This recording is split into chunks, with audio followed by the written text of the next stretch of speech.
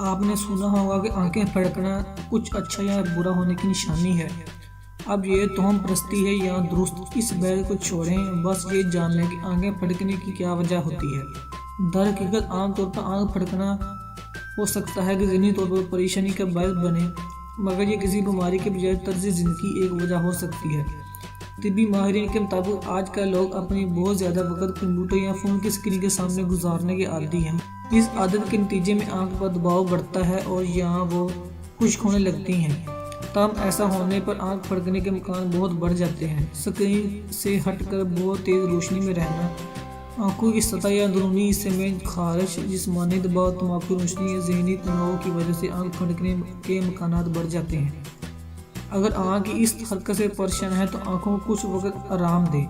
اگر ممکن ہو تو کچھ دیر کے لیے وقفہ کریں۔ شام میں ایسی سرگرمی کو اپنائیں جس سے اسکرین وغیرہ کا کوئی دخل نہ ہو۔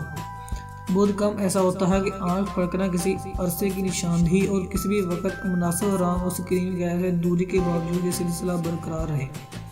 اگر اس کے باوجود آنکھ کی لرزش نہ رکے تو پلکوں کے ورم، آنکھوں کی خشکی اور موتیا وغیرہ کی علامت ہو سکتی ہے۔